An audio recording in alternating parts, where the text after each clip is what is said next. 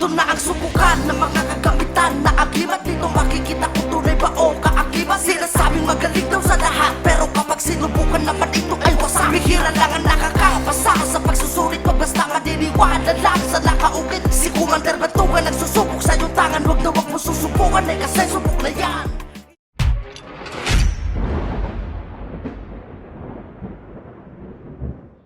So mga kapanalig, may nagpasa sa akin ng video at pinapareview sa akin. At titingnan natin no, kung ano to. Kasi kesyo nagpapagalaw daw ng bagay yung agimat ko no.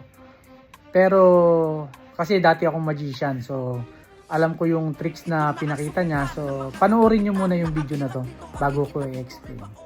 Ganito po talaga ang testing ng isang gamit pag siya po ay tunay na may bisa at effective na po talaga. Tingnan po nyo itong gagawin na pag-testing po dito sa coins na nilagyan po ng bisa at galing. Yung tornilyo po na nakatread po doon na dapat ay pipihitin po ng kamay, itatapat lang po sa kanya at kusa pong iikot at pupunta po sa dulo. Yan po, tingnan po nyo na mabuti. Ganyan po ang gamit na may bisa po talaga o galing. Nakakapag-paikot po siya ng kusa dahil po sa lakas ng kanyang bertud. Yan, tingnan po nyo, pinipihit pabalik. Yan.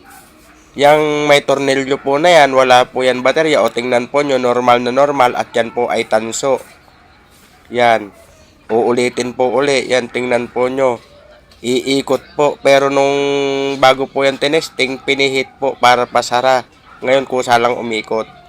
So mga kapanalig, ayun nga't napanood nyo na no? So dahil nawala yung ganyan ko na bolt, kumuha na lang ako ng video sa TikTok na po pwedeng mag-explain doon sa napanood nyo kung ano talaga. So panoorin nyo po yung video na to para mas maintindihan po ninyo.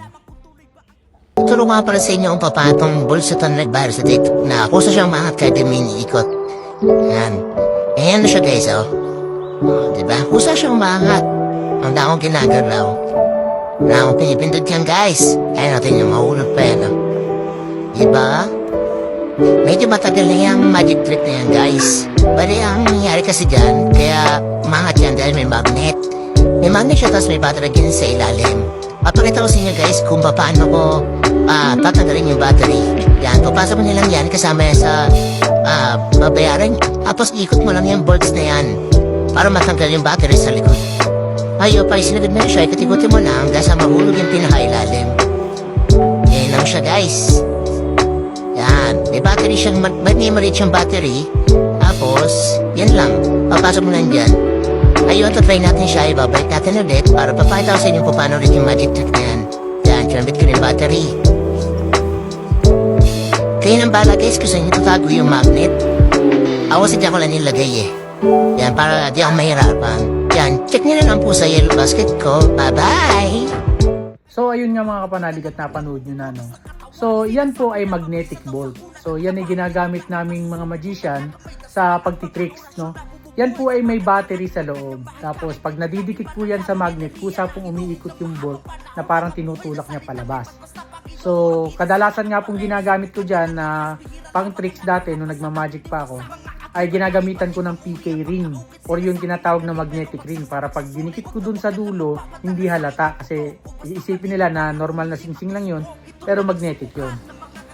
Yan ay ginagawa nila para makapanloko ng tao. So pinapakita nila na may bisa ako no pero wala naman talaga. Gumagamit sila ng mga tricks. So dyan kayo mag-iingat sa mga ganyang videos kasi maaari kayong maloko, malinlang at syempre pagka binili nyo yan, kunyari dahil nakita nyo nga na mga kayo, so para na rin kayong na-scam kasi wala naman talagang katotohanan yung pinapakita nilang video. So mag-ingat kayo mga panalig. Yun lang po. Maraming salamat po. Kung may bisa ba dahil sa